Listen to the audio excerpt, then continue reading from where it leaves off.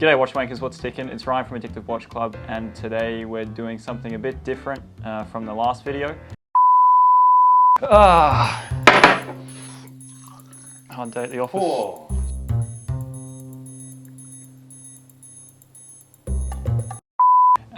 Because I thought I'd give my liver a bit of a rest. So we're doing a tier list video of watches. Woo! I've selected around 30 watches, and let's see which category they go in.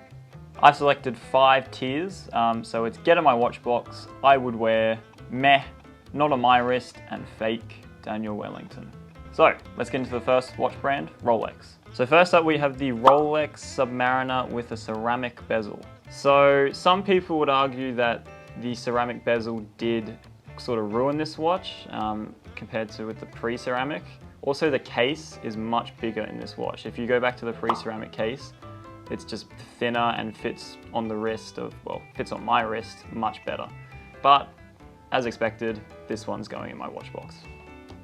So next up we have the Rolex Explorer One. Very simple watch, time only. If you're after a Rolex that doesn't have a date, this is probably the one.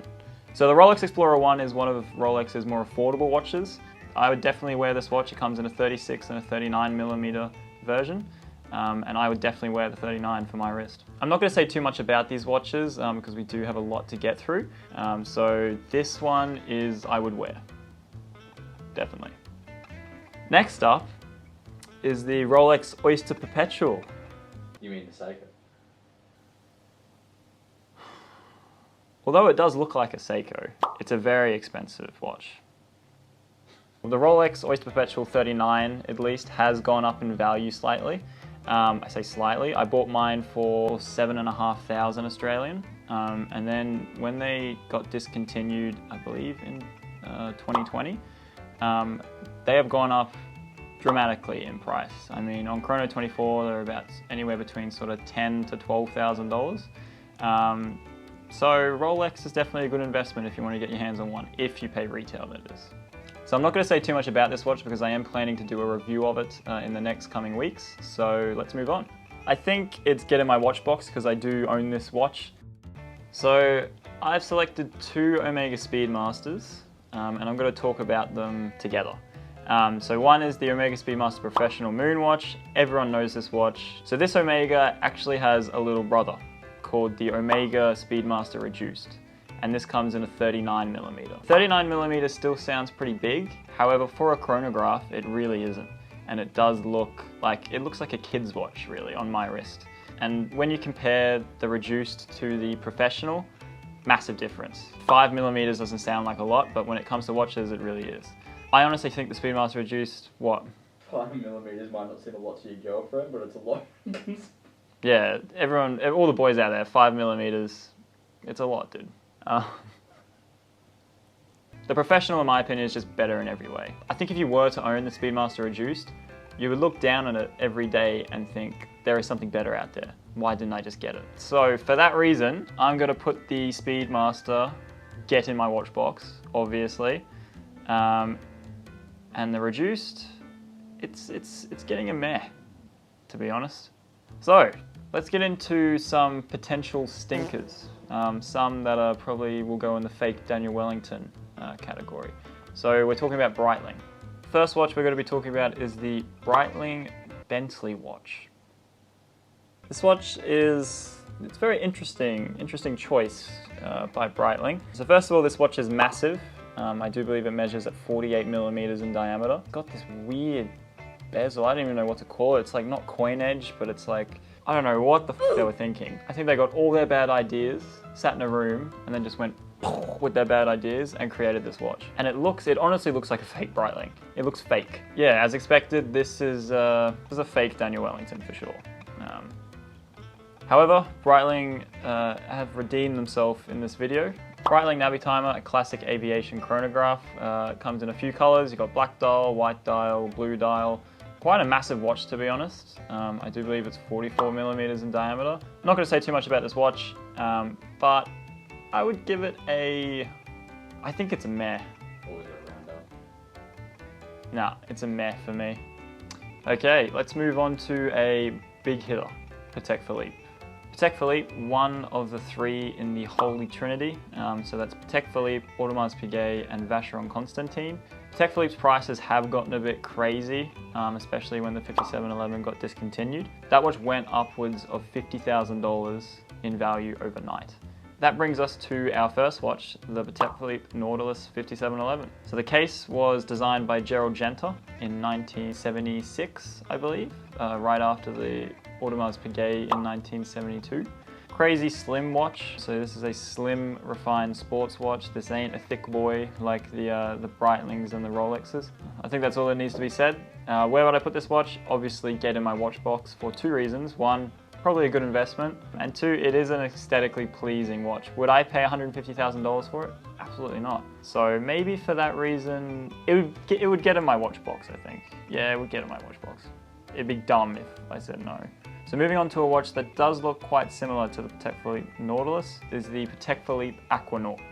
So this is Patek Philippe having a go at making a dive watch, and it honestly turned out pretty good. Like the Nautilus, these watches have gone up in value. Crazy prices that people are demanding for this watch. It's not complicated, it's a time and date watch in steel. So where would this watch go? I think I would wear this watch, definitely. God, this is top heavy. But hey, there's some good watches in here, bloody hell. That's it for Patek. Let's move on to an absolute stinker. So Tissot is a good brand. I'm not saying they aren't. They make good watches for the price, but I think comparing them to Patek Philippe is just silly. And Tissot have made some slip-ups, definitely, and we're going to point some out in this first watch, which is the Tissot Touch. Not only is this watch just damn ugly, it's impossible to get the seal for. You need to send this watch to Tissot's factory to get the seal and for them to calibrate it. So if you ever have any problems with this watch, you are stuffed. But yeah, just looking at the watch, it is ugly. It's got a touchscreen capability, so it has analog time and digital time. However, you can touch it and do a few settings like alarms and etc. I honestly feel it is Tissot's worst mistake. It goes against everything they stand for, and I'm giving it a fake Daniel Wellington rating. So the next watch isn't going to save Tissot at all. We're talking about the Tissot RC200. So this is just a simple battery operated chronograph. It's got a bit of a sporty look with the yellow second hand, but honestly, this is a stinker. I've held this watch and it just feels cheap and nasty, and it doesn't feel like a Tissot. It honestly feels like a fake Daniel Wellington, and that is where it's going to go. So, in you go, big boy.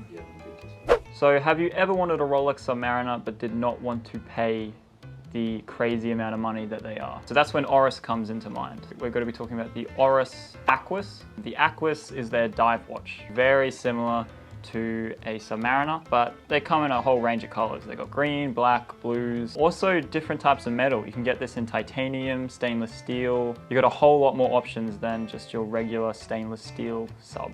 So like the Submariner, this has a depth rating of 300 meters, so perfect for diving. It uses an ETA movement, so very serviceable. So where would I put this? I would definitely put it, I would wear this watch. Yeah, I would definitely wear this watch. So that is one of Oris's success stories. This is one of Oris's downfalls. So we're talking about the Oris Big Crown. So this uses a Solita movement, and Solita movements are notoriously fail. This watch is automatic, however, you can wind it by the crown. But when you wind it by the crown, you're wearing out the gears inside the watch, and they constantly just break and then need to go into a service. It looks nice enough, like it's just an aviation day date and numerical date. Looks okay, but mechanically I would not touch this, to be honest. So I'm gonna say not on my wrist, definitely not. Swiftly moving on from Oris, we're going to be talking about Seiko. A lot of mixed opinions about Seiko. Some people think they're great. A lot of people do collect these nearly religiously. I think for the money, you can't go wrong. So the first watch we're talking about is a Seiko SKX. Everyone out there probably already knows what I'm talking about. So you're getting dive watch with 200 meters water resistance, so perfect for swimming, and they're very customizable. Not that I would ever recommend putting aftermarket stuff on watches usually. Seiko you can have a bit of fun with, so you can switch up the bezel, the dial, the hands, anything you can think of basically. I'm not going to talk about this watch too much because most of you probably already know what it is. However, this would definitely belong in my watch box. I think for $350 to $400 sort of thing, you can pick up an SKX and they're great. The bracelet, the original bracelet that comes with it is a bit cheap. So I'd probably take it off the original bracelet and put on an aftermarket bracelet or maybe a rubber strap. But other than that, they're really good watches. Moving on to something a bit more refined and elegant is Seiko's SAAB. I have owned this watch. I've owned the white dial version and the black dial version. Although a sports watch, it does have a thinner profile, so you probably could get this under the cuff or the sleeve. So they're very versatile. You can wear this with sort of shorts and a t-shirt, or you can sort of dress it up a bit. I would definitely wear this watch. So let's put it in there. The last Seiko we're going to be talking about is another diver. If you haven't figured it out already, Seiko are very big on their divers. So we're going to be talking about the Seiko Turtle. The name gives it away. This case is turtle shaped, and I actually don't like the look of this watch. I think it's very odd. I don't think it looks good, but that is subjective of course. I'm just used to seeing the Seiko SKX, and when someone shows me a turtle, I'm like, what the f has happened here? Personally don't like the watch. Are they great watches? Sure. They use an iota movement. So where would I put this watch? I would honestly meh for me, just because the case shape puts me off. I think it just looks a bit weird. So it's going in the meh. Thanks for watching. If you did like this video, make sure to leave a like. No shit. Leave in the comment section where you would have put these watches. Do you think I've made any slip-ups on where these watches should go? If you do want to see more watch-related content, please do subscribe. It really does help me out. And yeah, peace.